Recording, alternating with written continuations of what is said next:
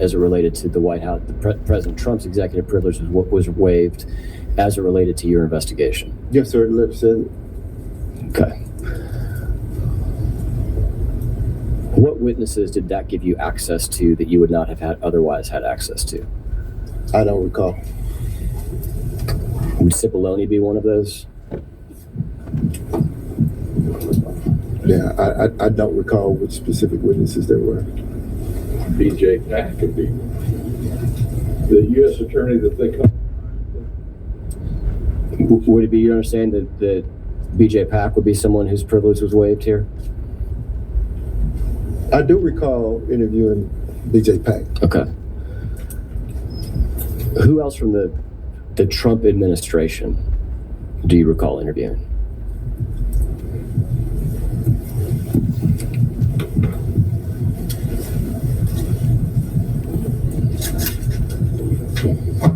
Yeah, I'm drawing a blank. If you gave me a list of witnesses, I could probably identify. Mark Meadows?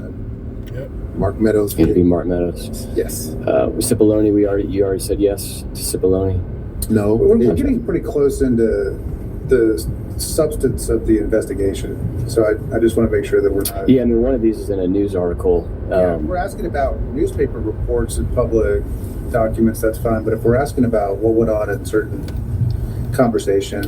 Do you recall the event of privilege being waived, something that you were waiting on to be able to proceed with interviews of people that you wanted to talk to? Pursuant to this letter? Pursuant to, you would not have had access to them because privilege would prevent you from interviewing them. This letter comes and now you have access to them. Yes. Okay. Would you describe this as a significant moment in the prosecution that gave you access to those individuals that would help you build your case? I don't think one piece of evidence is any more significant than any other. The evidence is what it is, and I wouldn't weigh any piece heavier than any other piece. So I wouldn't necessarily say that it's significant or not significant. It's just a piece of evidence. I know you're saying. I never understand what the hell he's saying. Like, what? What? It's my understanding that the purpose of executive privilege essentially is to prevent this kind of thing from happening, where the president would have the ability to adjudicate his duties and would be able to go to his counsel, similar to the way that we're all going to our counsel with privacy, and be able to get honest conversation. It would appear to me, at least, that the waiving of that by President Biden was significant. Do you recall, as it relates to Mr. Whitford, talking to him about asking for privilege to be waived from the White House? I don't recall. Do you know if Mr. Wakeford asked for privilege to be waived from the White House? I don't know. You know, you get into processes and procedures on witnesses, so I object to it on that basis. It gets into the deliberative process on whether. Thank you, Governor. We got the objection. I'm entitled to make the record. You don't have to tell me. I think you've made the objection. All right, here we go. Grandpa done woke up. Roy done woke up from his nap. No, I'm entitled to make the record and make it fully. Let's hear the testimony. And say what? I said, let's hear your testimony then. Well, I resent that. Governor, your objection is on The objection is that it gets to processes and procedures of how the investigation went on. The question is, did Mr. Wakeford ask for and encourage the waiving of the privilege? That gets into a process or procedure of how the investigation is undertaken. What?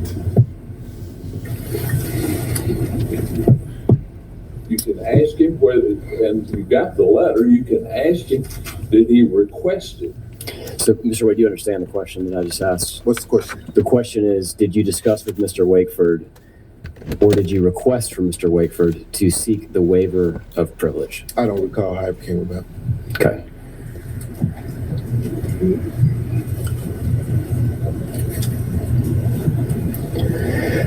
This document here was another email to Mr. Wakeford that was part of that open records request that I referenced earlier. Same place we got the the White House letter that I just showed you. This is an email from Mr. Wakeford dated March 14th, 2022 to a Miss Lori Baranek, I believe, perhaps is the pronunciation. Does that name ring a bell to you? Lori Baranek? It does. Who is Miss Baranek? She's the person that this letter went to. What does she do for a living? I'm not sure. What's an AUSA? An assistant U.S. attorney. Okay. And this is Mr. Wakeford asking the assistant U.S. attorney. I wanted to reach out to you, see if it might be possible for a couple of us from FCDAO to come up the road and sit down with you for a few minutes later this week, possibly Thursday. We anticipate that we might have to make a few more TUI requests, and I thought it would be beneficial to have a conversation about that process. Just let me know if there's something we might be able to work out. Either way, we'll see you on Monday at 1 Atlantic Center. The number below is my direct line. We've heard testimony before about the TUI requests that y'all were working on. Can you just refresh the committee's memory what a TUI request is? Just getting permission to talk to people. Okay. And do you recall if you traveled to this meeting with Ms. Baranek? I don't recall specifically being there, but I can say that if it was a meeting, I was there. Okay.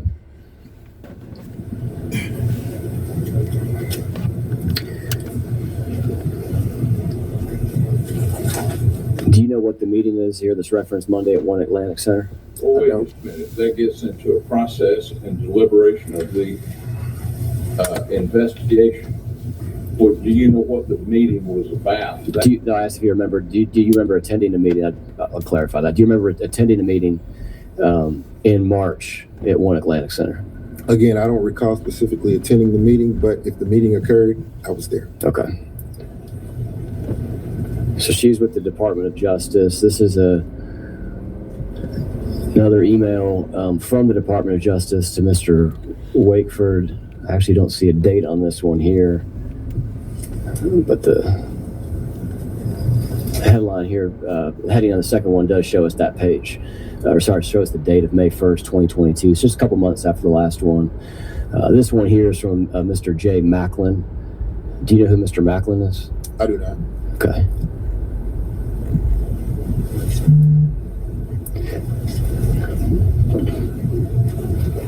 And it says, we write in response to your April 19, 2022 letter, Civil Chief Lori Baranek requesting the DOJ's authorization to interview 5 individuals in conjunction with the Fulton County District Attorney's Office.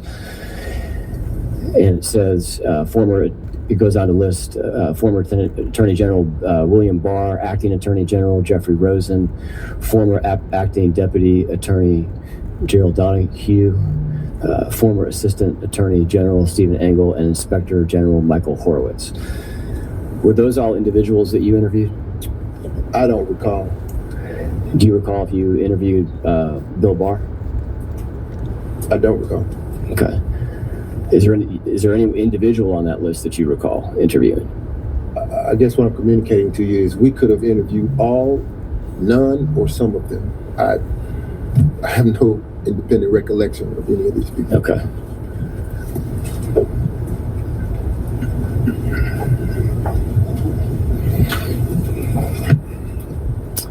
This is an email from Michael Hill to a redacted individual here, but appears to be Miss Alexis Hunter. Who's Michael Hill? He was a former investigator with the Fulton County District Attorney's Office. Working as part of the team that you were leading? Yes, sir. Okay. Was he the investigator that traveled to D.C.? I don't recall if it was this investigator or some other one. So he identifies himself as Senior Investigative Officer. Our office is currently engaged in ongoing investigation. As we discussed, my team and I would like a brief audience with Congressman Thompson related to the aforementioned subject matter. Please forward this communication to Mr. Thompson. Email response comes from Mr. Tim Heapy, Investigator Hill. He identifies himself as Chief Investigative Counsel for the House of Representatives Select Committee to investigate Jan 6. We call that the Jan 6 Committee. I understand that you reached out today to some or all members of the select committee seeking information about our interaction with two particular witnesses. Do you know who Mr. Tim Heapy is? As I recall, Mr. Heaphy was one of the lawyers that was in communication with us. One of the lawyers for the Jan 6 committee? Again, I don't know that he would have been characterized as such, but Mr. Heaphy and this young lady were associates of some sort. Okay. Did you ever meet with Mr. Heaphy? Yes. Okay. I just want to say something about the process. You don't meet with a committee when you go to DC. When he's referring to the select committee, there's independent lawyers that they bring in, various people. You don't know, just because it's on somebody's signature line, you don't know what role they're actually playing with it. So there's layers to these things, and there's nobody that just represents the committee. That's a job in itself. These are independent folks that move in and out. There's different layers of all this stuff. So it's very hard to answer questions when he's talking to people. They don't have defined roles, even though they may say that on some letterhead or some signature line. It's not as clear cut as it would seem. So, And the other question I have an objection is, how is this relevant to proposed legislation? In other words, the January 6th committee overseeing the coup that was encouraged by President Trump, and that's going to be a matter of legislation for the Georgia General Assembly.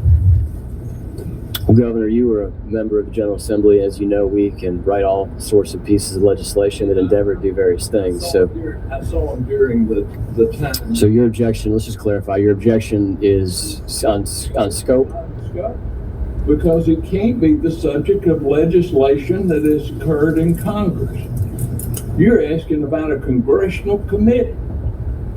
I'm asking about One that investigated the overthrow of the United States government. It's the worst thing I've ever witnessed in my lifetime. Mr. Evans just told us that we can't be sure exactly who this individual is working for us. That's what I'm trying to get to. And then we'll get to the travel in a second. But he identifies himself as Chief Investigative Counsel to the Jan 6 committee. His subject, or I should say his signature line, identifies himself as the same. And he references that you all were seeking information about interaction with two particular witnesses. I think, Counselor, it's probably safe to assume that's in the context of the Jan 6 committee and the Trump election interference case. But just to clarify that, Mr. Wade, do you recall who the two witnesses were that Mr. Heaphy references that you guys, your members of your team had reached out to some or all members of the committee seeking information on? I do not. Wait just a minute. Only if they were publicly available. You can't, if it's part of witnesses that were never disclosed, then you put them at risk of harm, and not only that, it's part of the deliberative process. I mean, after Fonnie Willis testified, the number of threats that y'all compelled her to do, the number of threats increased to her.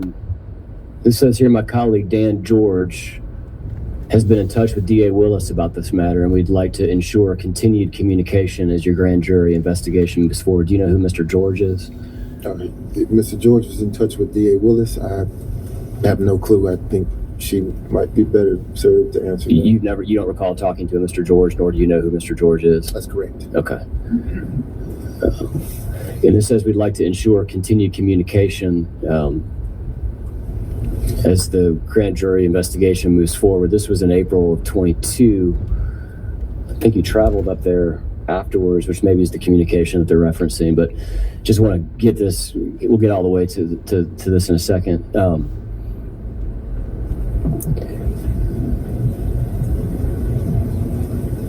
I look forward to our discussion in the morning, and that's dated April 20 of 2022. There's an invoice here that you submitted that shows 4/18/2022 to 4/21/2022 team meeting conference with Jan 6, research legal issues to prep interview. This is the one that we looked at earlier. Does this help you recall a trip to DC to meet with January 6th, the Jan 6 Commission? No, sir. Okay. And that's been asked. You billed for it. When you say it doesn't help you recall that, you're saying it doesn't help you recall if you traveled there, it doesn't help you recall the actual content of the meeting? Oh, I'm positive I traveled there. Okay. I just don't know when. Okay. And these things are running together a little bit for me, but is this the meeting where the female individual, the attorney that you met with, was present? I don't. Yeah, just objection. We're getting into the process again. On the presence of somebody we already discussed that he met with? Yeah, well, he met with them, but I don't want to talk about people that he met with and name individual people.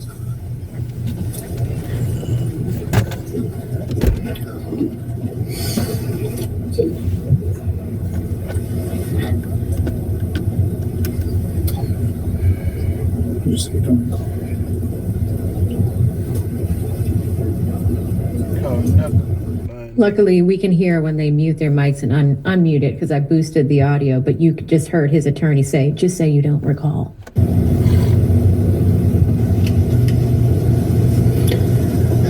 know that line. We know that Mr. You want him to Dan line George, up? you said you don't know who that is. Is Will Wooten someone that worked on your team, or is that somebody You don't. that did not work on your team? He did, indeed. Okay. And Mr. Wakeford, we know worked on your team. And then Adam Nev, Nay? I'm not sure if that's cut off or not, but is that an individual that worked on your team as well? Yes, sir. Okay. And then Ms. Trina Swanson Lucas. Yes, sir. Okay. So this email went to 4 or 5 of the folks that worked on your team. You're not copied on here. You probably don't recall if you see that email or not.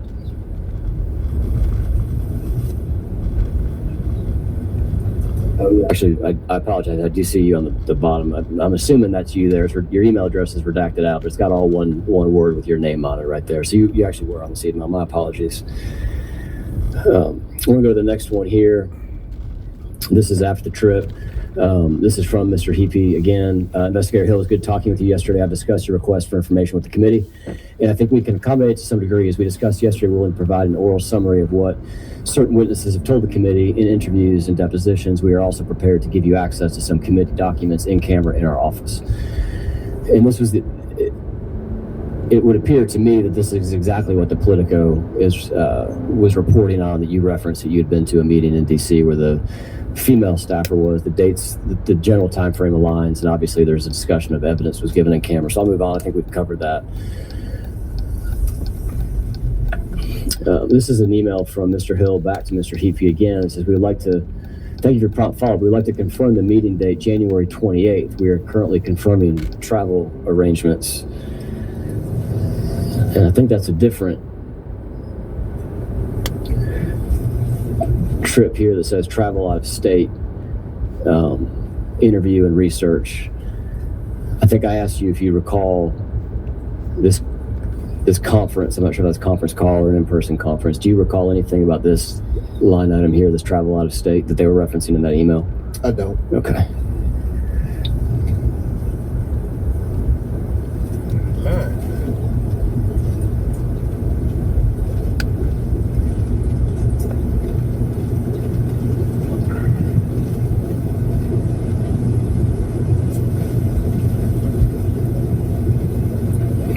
Just a couple more here. I'm almost done.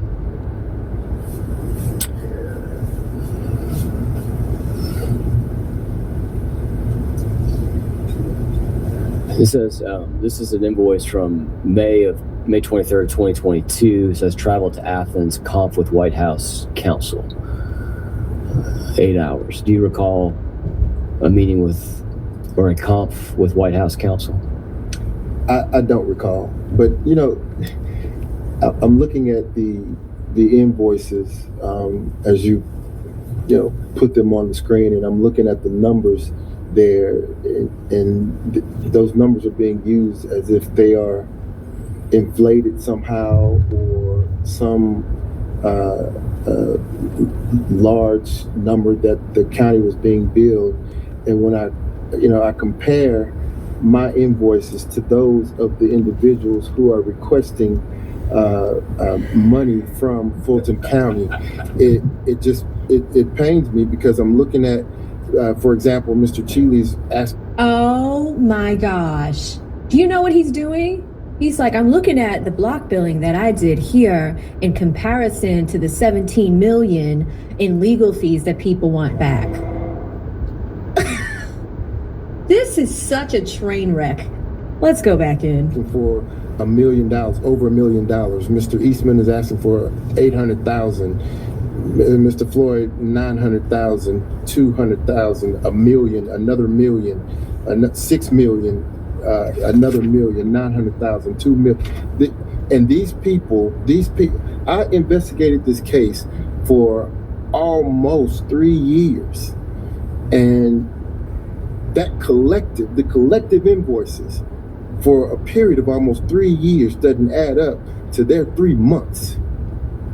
This is, I'm not sure what you're referencing for 3 months. I'm certainly not trying to say that anything here is inflated. So, well, what I'm referencing for 3 months is the total involvement of these attorneys' activity on this case, dealing with the investigative process, the grand jury process. They represented these people for a period of months.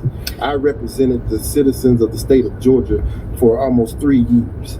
And the numbers pale in comparison to what they're asking for. yeah, I know that, and I wasn't going to ask you what your normal hourly rate is, but you would seem to indicate earlier in your testimony that certainly is higher than this. That's right.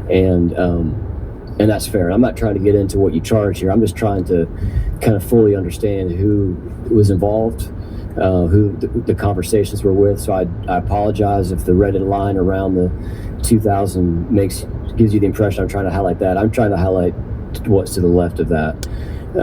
So you indicate you don't recall traveling to Athens.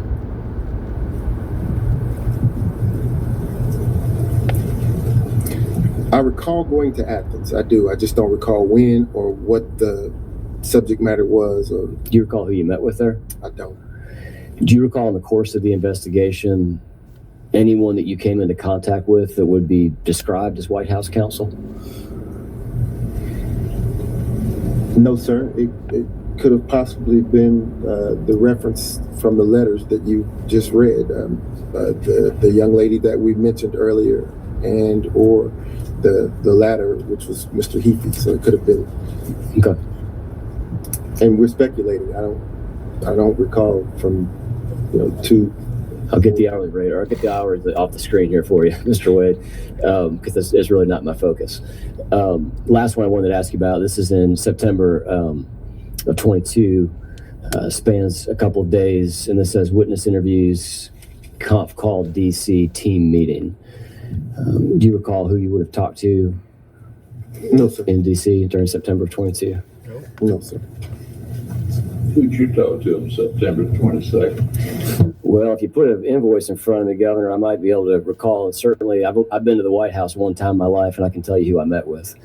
I remember walking in the Eisenhower office building. Remember the guard shack outside where I had to go through security. Remember seeing the store where you can buy the souvenirs. Remember that it was closed that day. It says MAGA hat. I didn't get into it because it was closed. But what I can tell you is that for me, I'm just a lowly state senator. But when I've gone to D.C. to meet with people, even a couple years later, certainly can recall it. Well, you make reference to going to the White House, sir. I didn't go to the White House. Have you been to the Eisenhower office building? I didn't know. Okay. I mean, I've read you. I've listened to your speech. I wish you would waive the speech and debate clause immunity, but I've listened to your speech. It's ridiculous that there was some kind of coordination. Do you believe that we're not going to get into what I believe. We'll move on here. I want to make sure we stick to the time that you all want to stay with. we're reclaiming something from the? Now, I'm just asking a question due to the billing. Mr. Wade, is there any reason to believe that any of this billing would be inaccurate? I'm objecting to relevance because you said the billing was reasonable. That's the basis of this resolution, not to retry. Oh, I don't believe I said anything. I don't believe I characterized the billing at all. I think I just said that wasn't the focus of my question. Well, And that Mr. Wade had testified earlier that his normal hourly rate is higher. And so I wanted to clarify with him that I was not trying to characterize anything relative to his hourly rate in either direction, but was more so trying to get to who may have been at these meetings. So but it's my last question on the... that is the basis of this, not the fact that that President Trump committed a crime in this jurisdiction and was presented That's in to your the grand jury. So I object to the relevance of going forward. Governor, your objection's noted for the All right, record. thank you. Go ahead. All right.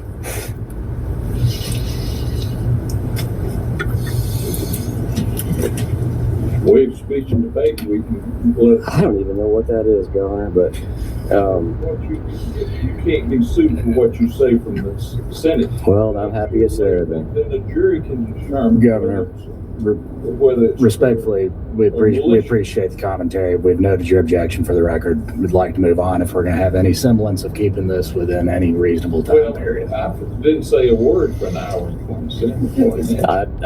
Come on now. Yeah, that's not true. I don't know if that's ever been true besides the times we've been asleep.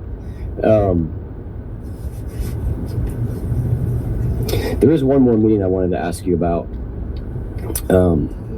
Mr. Wade, that was not on these buildings. I did want to clarify. You and I were talking over each other when Governor Barnes was talking.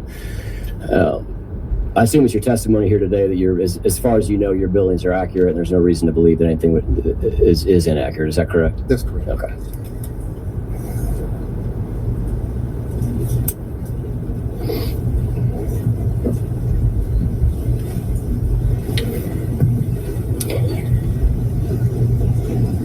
Do you know the name Matthew Colangelo, individual who worked at DOJ? I don't. Okay. He worked at DOJ and on the 18th of November left and ultimately would end up working with Alvin Bragg. Does that help No, sir. you recall who he is? You obviously know who Jack Smith is. I think at this point it's a household name. Yes, sir. He was appointed special prosecutor the same day Mr. Colangelo appears to have tendered his resignation. And that was November 18th of 2022. Have you ever met with or talked to Mr. Smith? No, sir. Okay. Did you ever meet with or talk to any members of Mr. Smith's team? No, sir. Okay. There's a... Try to get this last one on the screen here. So November 18th of 2022 that I just mentioned is the date that Mr. Smith was appointed. And you show here an interview with DC White House on the 18th of November, that same day. Do you recall having a phone call with DC or the White House on November 18th? I do not. No. Do you know from this billing whether an interview would have been in person or via Zoom or over the telephone? Did you have any billing practices where if you did travel, you'd state it specifically as travel? Yeah, I don't recall whether it was in person. Okay. There's another one on there that is not on the 18th, just a couple days forward. Just says Jan 6 meeting and attorney conf. Do you recall what that is?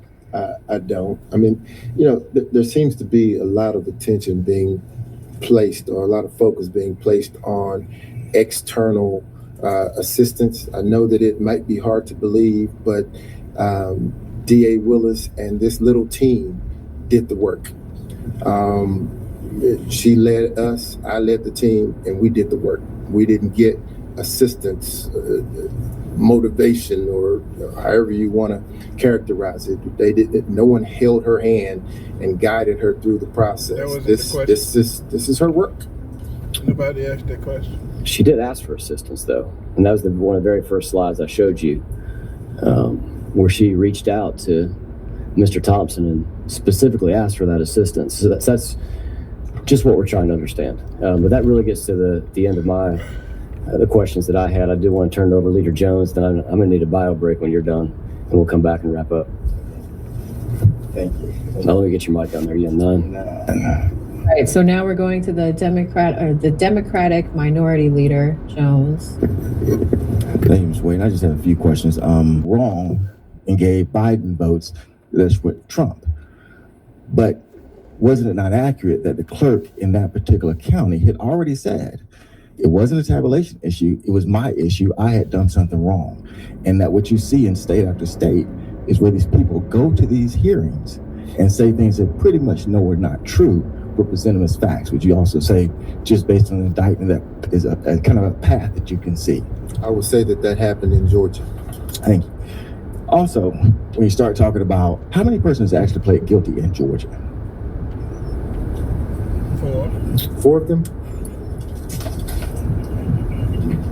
And one name that also, I don't think pled guilty in Georgia, but one name that also comes up is a person by the name of John Eastman. And by your own personal recollection, I guess just for your own knowledge, do you know whether Mr. John Eastman, who is the president's attorney, has now been permanently disbarred because of certain things that he gave to the president as far as not certifying elections, certifying the 2020 election? The extent of Mr. Eastman's involvement, I couldn't pontificate about it. I'm not sure, but I do know that he's been disbarred.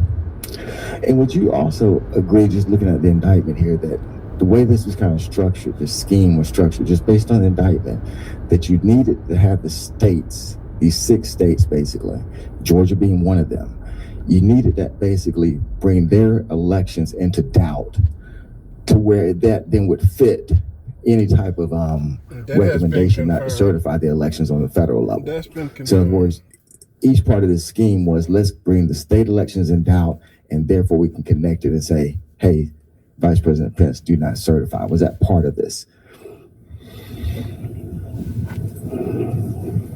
I'm going to have to not answer that question because I think it would comment on touch on areas that I'm not allowed to address. You mind sliding that microphone just a little bit closer to you, or just raise your voice a little bit? Sure. Thank you. One of my final ones actually, just judged by the indictment, which is in here. These 2 organizations are actually listed. Anybody who went to these hearings and talked about sort of these wild kind of schemes or these things trying to bring the election to doubt, they also would have been flying in the face. I think the indictment talked about the fact that 2 federal agencies on November 12th had already said that the election was actually clean and it was fair and it was a good election. And that these people who many work for the federal government would have been aware of those agencies saying that. Is that basically correct? Yes, sir. Okay. And they lied. I don't have anything further. Thank you, Mr. Leader. Chairman Cowser, did you want to? You're on 6. Couple if you'll allow me to. You're recognized. So thank you for being with us here today. Yes. Prior to this case, had you ever served as a special prosecutor before? I served as Great a special assistant U.S. attorney. What type of case was that? It wasn't a case. Just investigation? Had you ever prosecuted a felony offense before this case? Prosecuted or defended? Prosecuted. Again, in my open, I indicate that I've defended cases ranging from murder on down, murder, Yeah. rape, robbery, aggravated assault. I've defended all those cases. I know from the hearing, the disqualification hearing, the way that I was painted was as if I had no trial experience or wasn't even familiar with the courtroom. Quite to the contrary. I've defended lots of cases all over the state. You just had never prosecuted before? I had prosecuted. I'd never prosecuted this type of case. In fact, no one has. Yeah. Any involvement in RICO? And no one has ever defended this case. Any involvement in RICO No, sir. prosecutions before? No, sir. I got all my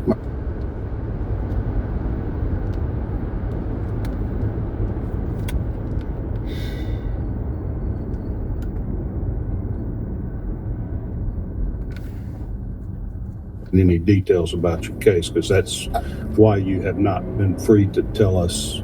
I didn't have an intimidation letter, but I wouldn't mind putting the letter that I read into the record. Right.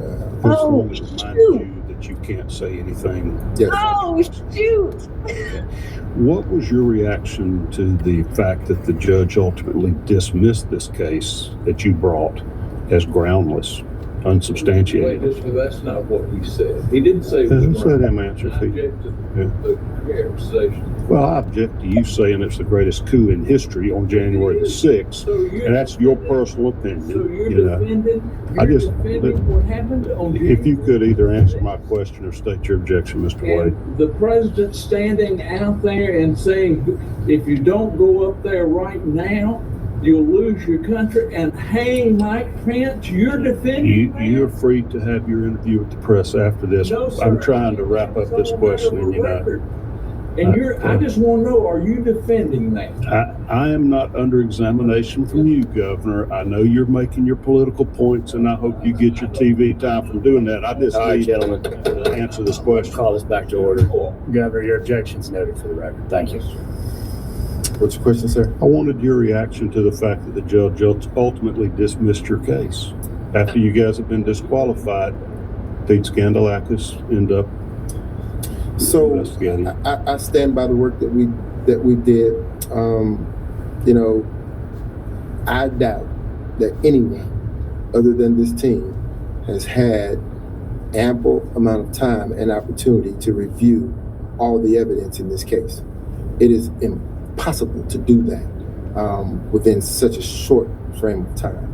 So anyone who says that they reviewed this case in its entirety, they're not being forthcoming, because it's not possible to do so. My reaction is I stand by our work. I stand by that indictment, and I'm very proud of the work that we did. Thank you. Any other questions? Chairman, all right. Thank you. Absolutely give the last word here on 9. Yeah, but isn't it also accurate there's actually other defendants that are still under indictment in other states that are still pending, and they're with similar charges? Is that not correct? I believe so. Thank you. For proof, and the panel answered with pure feelings. We want a level of competence from Pete Hesketh that we're not getting. I do think that we are What going is to incompetent know. about this military operation, in your opinion, in your expert opinion? I don't. First of all, I never served. And let me You're start quick by to say saying this is that. incompetent. I No, want to know no, what's incompetent. No. I think Pete Hesketh is incompetent. Why? I think What's happening? Because he has an inability to tell the truth. What did he say? What did he say that was false? Because we know what happened. No, we don't. They're investigating. Well, I mean, look. Scott Jennings asked for proof, and the panel answered with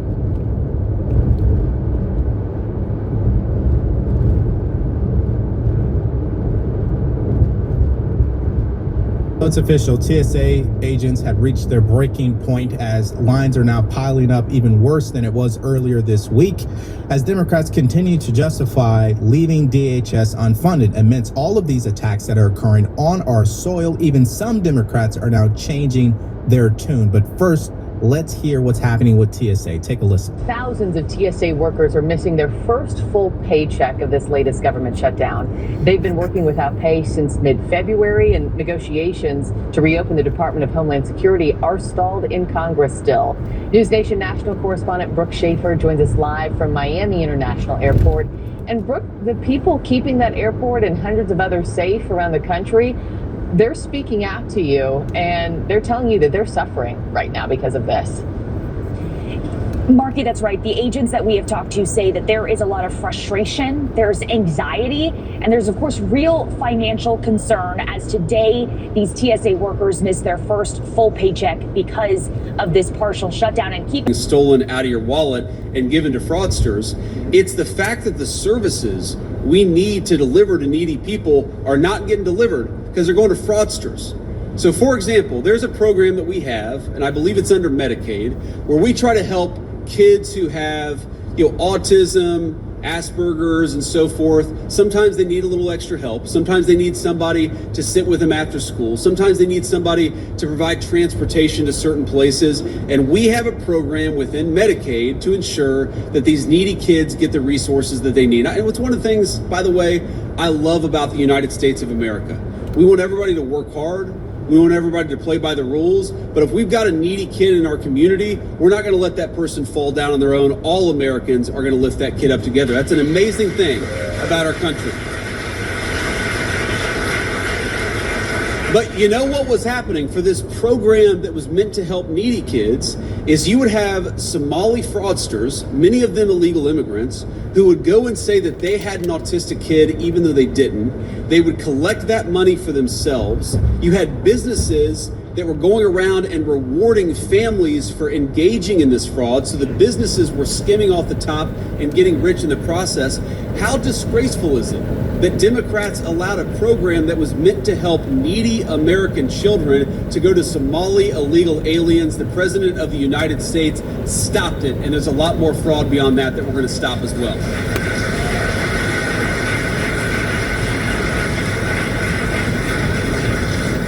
The one last point that I'll make here before we have to hit the road is, I hate to say this, and it's been shocking to me as we've gotten in this, and we want to, frankly, we want to arrest the people who engaged in criminal fraud.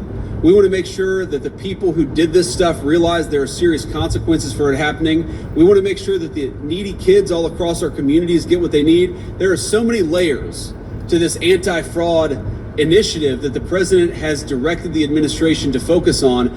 But you know what's so crazy about this? That nobody until Donald J. Trump thought to focus on it.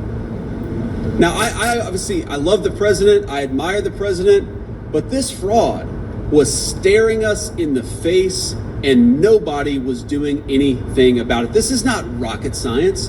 When you have a Somali fraudster come into the United States illegally and then set up a school to collect tax dollars. And the name of the school is the Quality Learning Center. Learning Center. But when they put the sign up, they take the N out, so it says Quality Leering Center.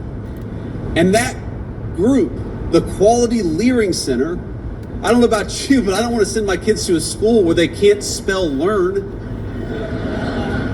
That group was getting millions of dollars from the American taxpayer. There is so much fraud in our system. There are illegal aliens who shouldn't be here, who are on Medicaid. There are companies that are set up to provide medical devices, knee joints and hip joints and other medical devices that are necessary for people's health, that have collected hundreds of millions of dollars and have produced precisely 0 medical devices that have helped our people. This stuff has been going on forever, and every single person in this audience should be scandalized by it. But here's the crazy thing. It's not that all of you are scandalized that you're getting stolen from. The crazy thing is that we had a Democratic leadership who didn't do anything about it. And so here is what I promise every single person here, every single person watching, every single person in the state of North Carolina, that we are done allowing you to be stolen from. We are done allowing you to be defrauded. We are going to go after the fraud, and we are going to rebuild the American dream by making sure that it goes to Americans first and Americans only. God bless you all, and thank you for having me. All right, so J.D. Vance with I think a pretty powerful speech right there. Actually, a very powerful speech. Let me break down a couple points that he made because they go kind of fast as he's talking. He talked about how, and all of these points, nobody in the media, not in the questions, not during the day, not in newscasts, they won't talk about it. We have the lowest homicide rate in 125 years. Nobody wants to talk about it. Housing sales, best in the last 5 years. Nobody wants to talk about it.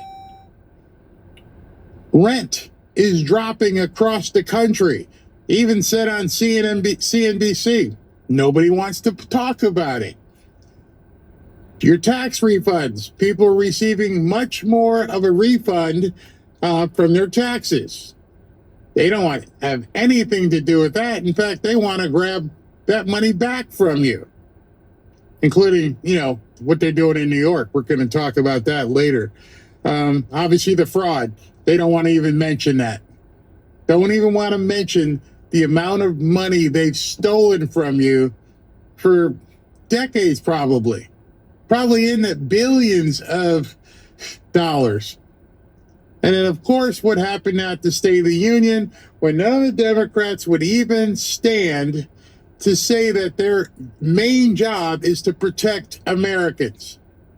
Well, now you're seeing it actually play out.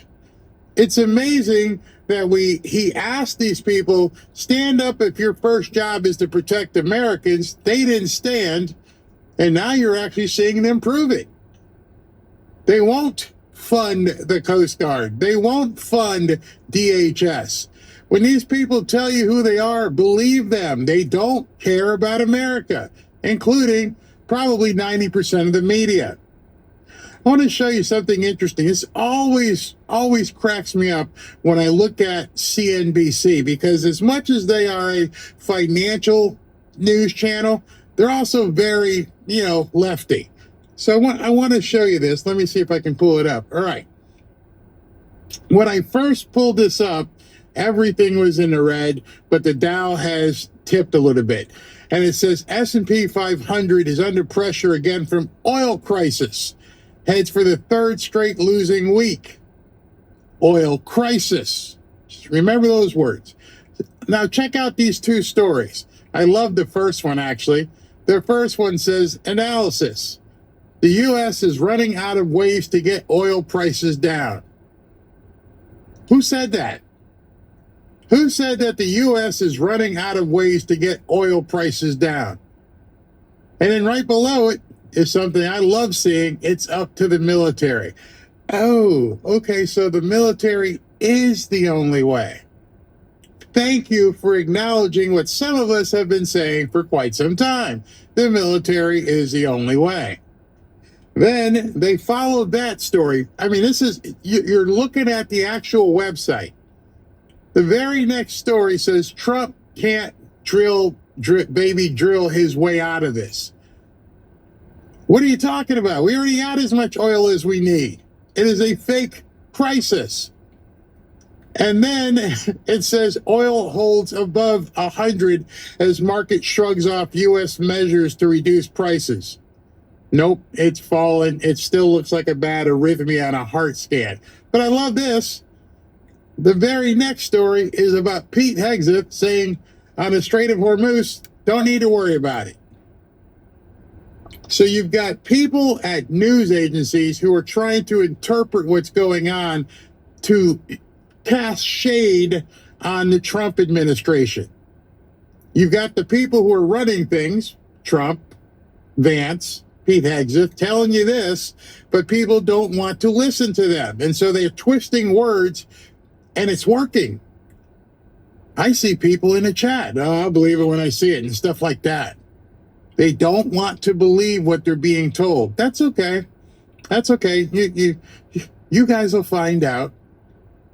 And the funny thing is, I look at this and I see oil doing this kind of stuff and gold doing like this. And I'm going to ask you a question. And without using Google, I want you to be honest. I'm gonna put my window in the chat here, and I'm going to look to see what you guys say. Because I bet many people won't know the answer to this question until they have to use Google. We're gonna know if you're using Google because it should be right off the top of your head. All right, you ready? When did the United States initiate the bombing attack on Iran? And we can pretend like this is, Jeopardy. Ding, ding, ding. And because I can see right now, I'm looking, and I bet you right now people are indeed looking at Google because they don't remember. They keep talking about forever wars because people don't seem to remember. First person there just said it. February 28th was when the bombing took place. Look at your calendar. It's Friday the 13th. It hasn't even been 2 weeks, and it's a crisis. Man, we went years with some of the crap that Biden did. And I'm not trying to do any whataboutism. I'm saying we rendered an entire country's military useless. And it's been 13 days, and everybody's trying to tell you it's a crisis.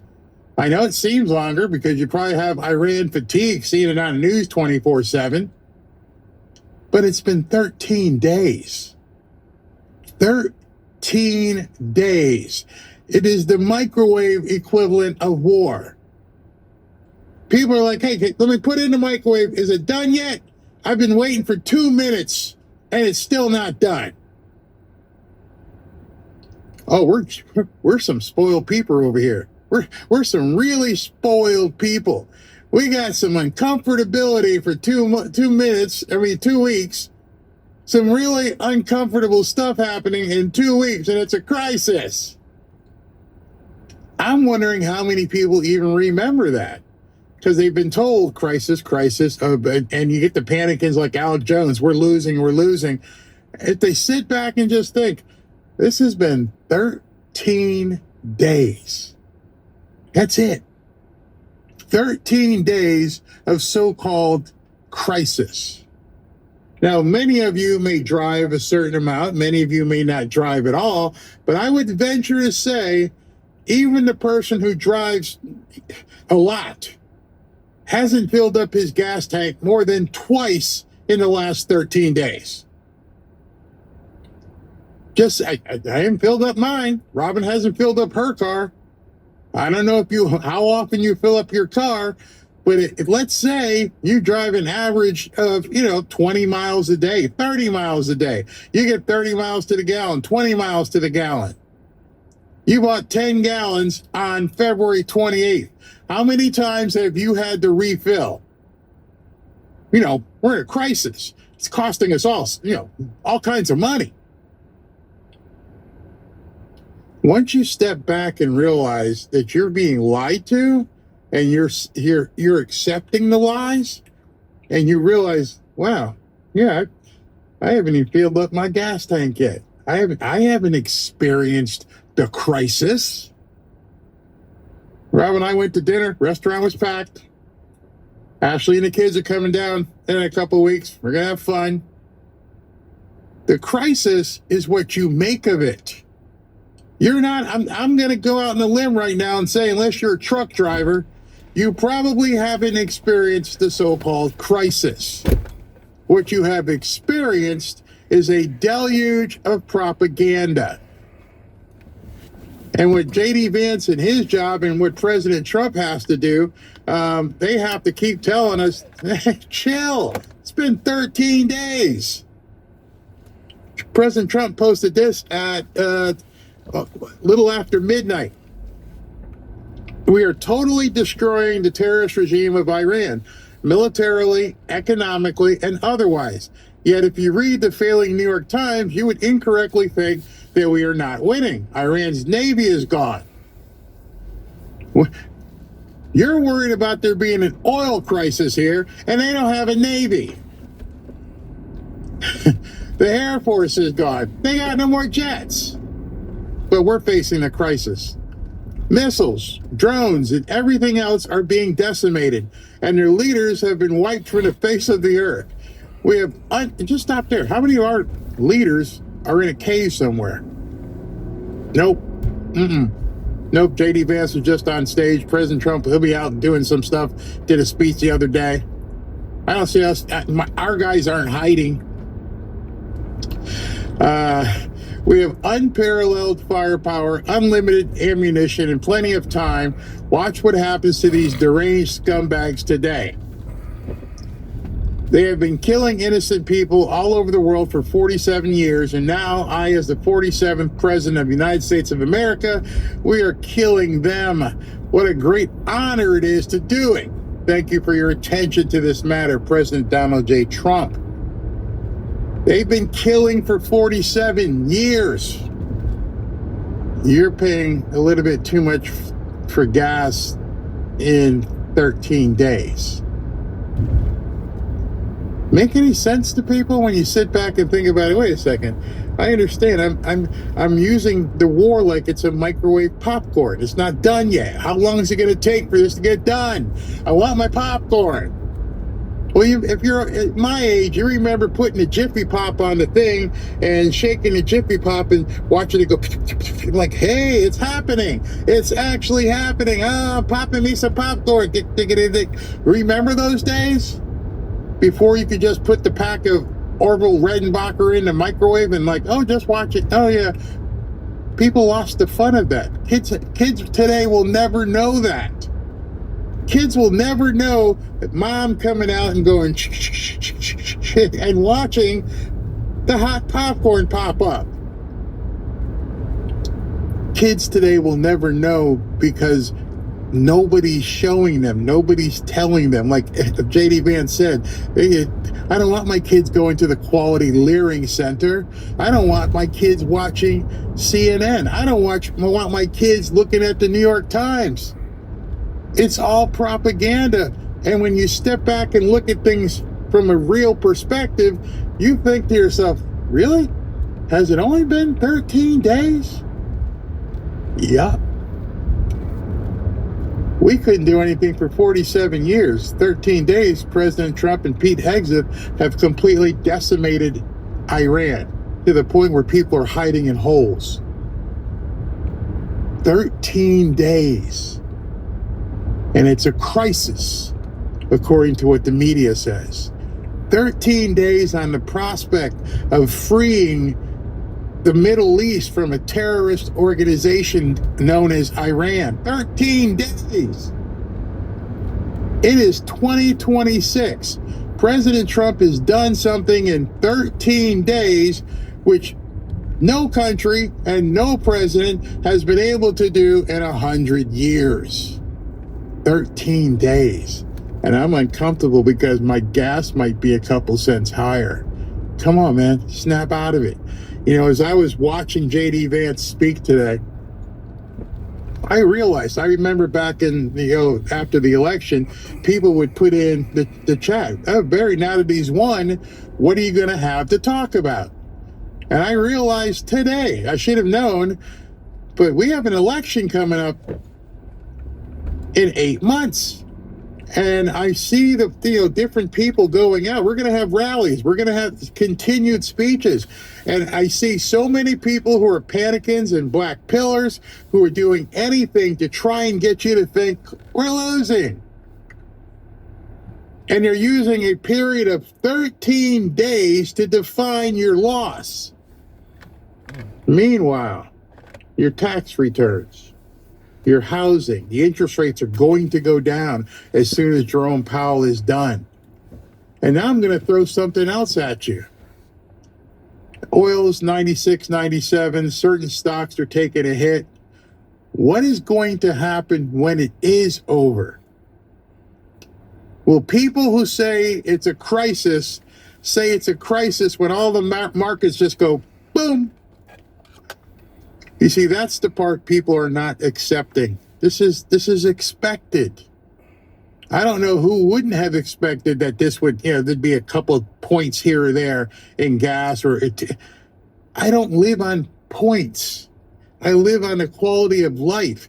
And so the question you have to ask yourself right now, is your quality of life declining? And you got to be honest, because everything you're seeing on TV, it ain't got nothing to do with you. The only way it's affecting you is because you're consuming it. I was talking to Ashley today, and it was really funny. She's like, none of my friends know what the hell's going on. Like, exactly. We are the news junkies. We sit here and want to see every single thing. That's who we are. We want to be satiated, and we want to know that our president and this country are headed in a different direction.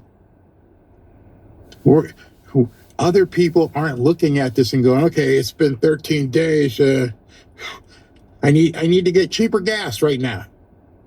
They don't even know. They don't even know what's going on.